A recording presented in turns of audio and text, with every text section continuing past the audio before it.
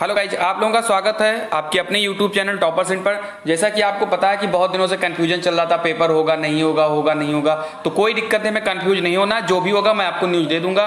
बस हम लोगों को पढ़ाई स्टार्ट करनी है कि अगर पेपर हो तो हम लोग को पढ़ाई के लिए भी प्रिपेयर होना चाहिए। तो जितने भी इंपॉर्टेंट क्वेश्चन अभी तक यूपी बीएड के जीके में इंपॉर्टेंट क्वेश्चन जो अभी तक आए हैं, बार बार जो आए हैं, रिपीट हुए हैं, वो क्वेश्चन है, आप इनको ध्यान से देख लीजिए। इसकी एक वीडियो हो चुकी है जो आपको डिस्क्रिप्शन बॉक्स में मिल जाएगी, वहां से जाकर आप उस वीडियो को भी देख सकते हैं।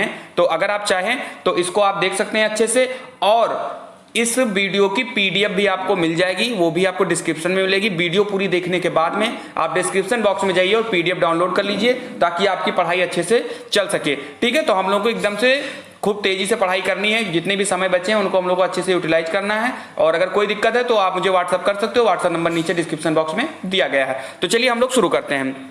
महात्मा बुद्ध किस क्षत्रिय कुल से संबंधित है? ये क्वेश्चन कई बार एग्जाम में रिपीट हुआ है, तो बताइए इसका राइट आंसर क्या हो जाएगा भैया?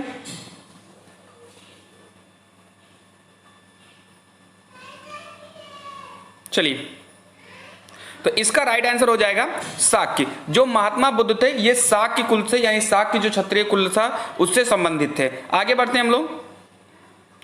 किस शासक ने गंगा एवं, ये सो नहीं है बेटा, इसको सोन कर लीजिएगा। किस शासक ने गंगा एवं सोन नदी के संगम तट पर पाटलिपुत्र नामक नगर की स्थापना की थी? देखो इसी क्वेश्चन में 3 क्वेश्चन हमारे छिपे हुए हैं। सबसे पहला क्वेश्चन पूछा जाएगा कि पाटलिपुत्र जो है वो किस नदी के संगम तट पर है, तो आपका गंगा और सोन हो जाएगा। दूसरा हो जाएगा पाटलिपुत्र नगर की स्थापना किसने की थी, तो इसका जो राइट आंसर हो जाएगा वो हो जाएगा उदयन। ठीक है, उदयन नहीं, पाटलिपुत्र जो नगर थी इसकी स्थापना की थी। बहुत इंपॉर्टेंट क्वेश्चन है, ये कई बार एग्जाम में आया है, बीएड ही नहीं बहुत सारे कंपटीशन में पेपर में ये क्वेश्चन आ चुका है। आगे बढ़ते हैं।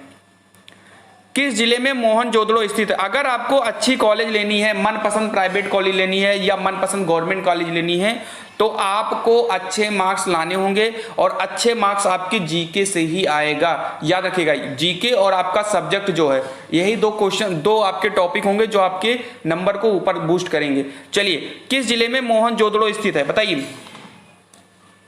लड़काना, मांटगुमरी, सिंध या उधमपुर? तो आपको पता है कि जो मोहनजोदड़ो है, मैं इसके बारे में बहुत ही विस्तार से बताऊंगा। अगर आपके पास कॉपी पेन है तो आप लिखना स्टार्ट करिए। देखो जो मोहनजोदड़ो आपका है ये लड़काना में स्थित है। और लड़काना कहां पर है? लड़काना आपका पाकिस्तान में है, ये भी याद रखिएगा। ठीक है, और अगर हम बात करें तो मोहनजोदड़ो की जो खोज थी वो किसने की थी, तो वो राखाल दास बनर्जी ने की थी, ये भी याद रखिएगा। आरडी बनर्जी यानी राखाल दास बनर्जी ने की थी। और एक चीज आप लिख लीजिए कि जो मोहनजोदड़ो है इसकी खोज किस नदी के किनारे हुई थी, तो ये भी आपका इंपॉर्टेंट है, ये सिंधु नदी के किनारे इसकी खोज हुई थी।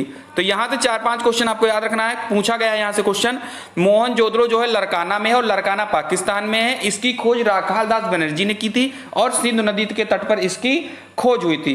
ठीक है, यहां तक क्लियर है सबको? बाकी इसमें मैं एक टॉपिक पर और बात करूं, यानी कि हमारी मांटगुमरी, तो मांटगुमरी जो है ये भी आपका पाकिस्तान में पड़ता है, और यहां पर जो खोज हुई थी वो हुई थी हड़प्पा की खोज हुई थी। ठीक है, और हड़प्पा की खोज किसने की थी, तो ये की थी दयाराम साहनी ने। यहां तक क्लियर है? चलिए, तो लिख लिए होंगे आप लोग पेन पर। अगर आप ने नहीं लिख पाया, मैंने तेज बोल दिया, तो आप इसको वीडियो को पॉज करिए, फिर से आप लिख लीजिए। एक चीज और लिख लीजिए आप इसमें, जो हड़प्पा की खोज हुई थी वो हमारी हुई थी 1921 ईस्वी में। ठीक है, हड़प्पा यानी जो मांटगुमरी में हुई थी 1921 ईस्वी में इसकी खोज हुई थी। आगे बढ़ते हैं। ये देखो नीचे क्वेश्चन भी है, हड़प्पा सभ्यता की खोज कब हुई थी?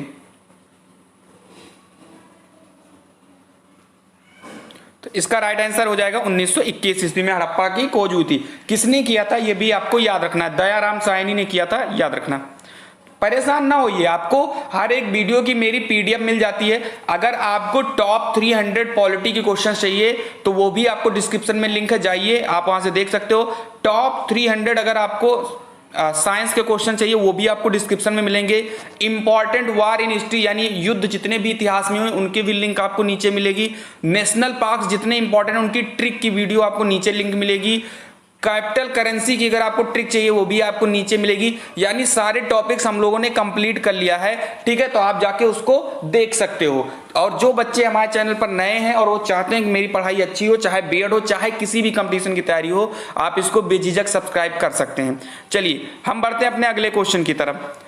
प्रसिद्ध 10 राजाओं का युद्ध किस नदी के तट पर हुआ था? मोस्ट इंपॉर्टेंट क्वेश्चन है। जिसे हम लोग दसराग युद्ध के नाम से भी जानते हैं। ठीक है, तो अगर ये पूछा जाए कि दसराग युद्ध किस नदी के किनारे हुआ था, तो ये हुआ था परुष्णी नदी के किनारे। ठीक है, याद रखना इस चीज को, परुष्णी नदी के किनारे दसराग का युद्ध हुआ था। चलिए आगे बढ़ते हैं हम लोग।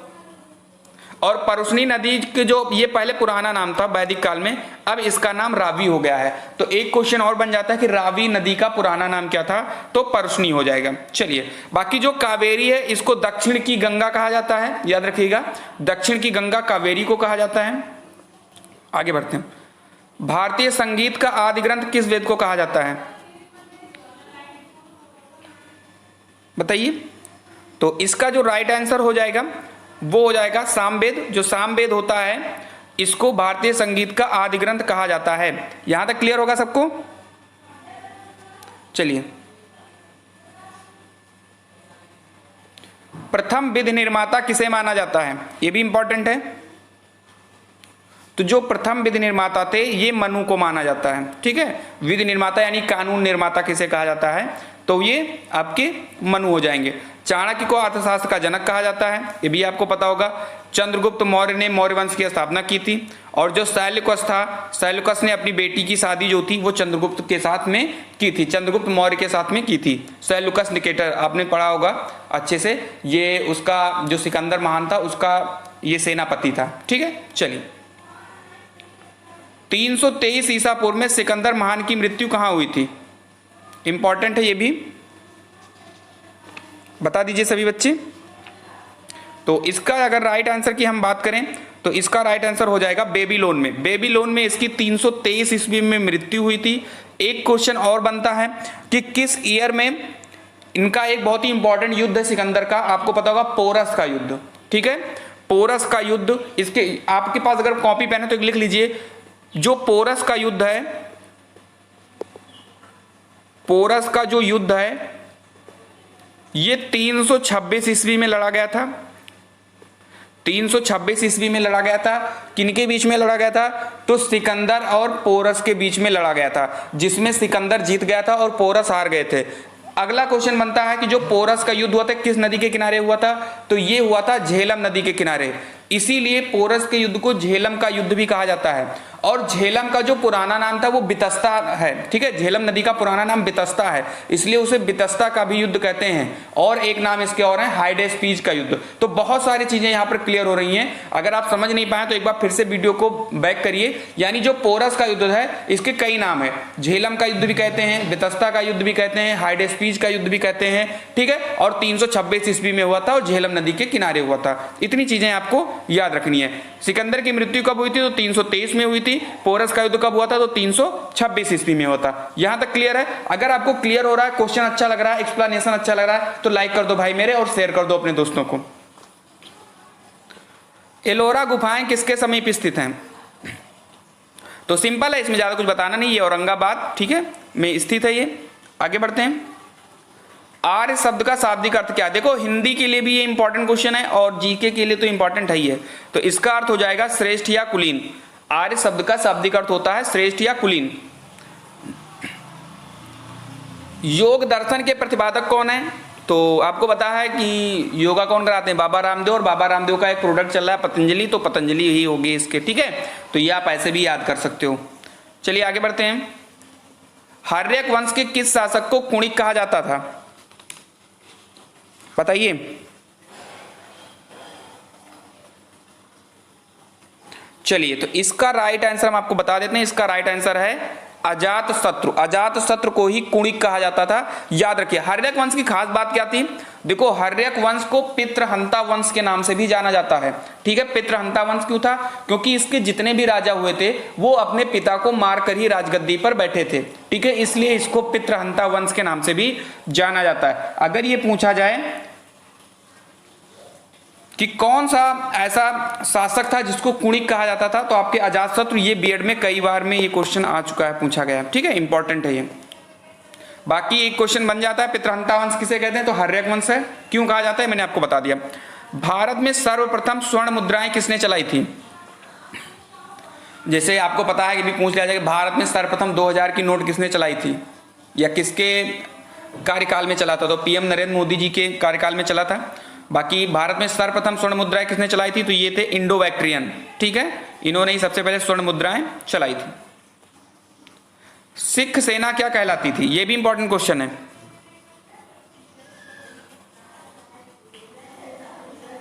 जो सिख सेना थी उसको खालसा कहा जाता था, ठीक है, जैसे आपकी आर्मी वगैरह है वैसे ही जो सिख की जो आर्मी होती थी उसको खालसा कहा जाता था।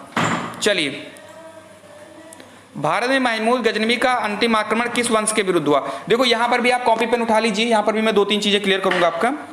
तो जो भारत में महमूद गजनवी था, इसका जो अंतिम आक्रमण हुआ था वो जाट के विरुद्ध में था, ठीक है, जो जाट थे उन्हीं के विरुद्ध में हुआ था। और महमूद गजनवी के बारे में 2-3 पॉइंट आप लिख लीजिए। महमूद गजनवी ने भारत में पहला आक्रमण 1000 ईस्वी में किया था और इसने 1000 से लेकर के 1027 ईस्वी तक टोटल 17 आक्रमण किए थे, ठीक है। कितने आक्रमण टोटल इसने किए थे, 17 आक्रमण किए थे।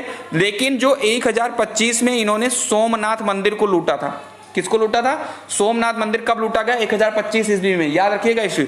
और जो सोमनाथ मंदिर है ये कहां पर है बताइए, जो आपका सोमनाथ मंदिर है बताइए भैया कहां पर स्थित है, कमेंट में लिखिए सभी लोग, जल्दी से लिखिए सभी लोग कमेंट में। चलिए, तो सोमनाथ मंदिर आपका जो स्थित है वो स्थित है गुजरात में। कहां पर स्थित है, गुजरात में स्थित है सोमनाथ मंदिर, याद रखिएगा। और जब इसने सोमनाथ मंदिर पर जब आक्रमण किया था तो उस टाइम पर वहां का राजा कौन था गुजरात का, भीम फर्स्ट था, तो ये भी आप लिख सकते हो।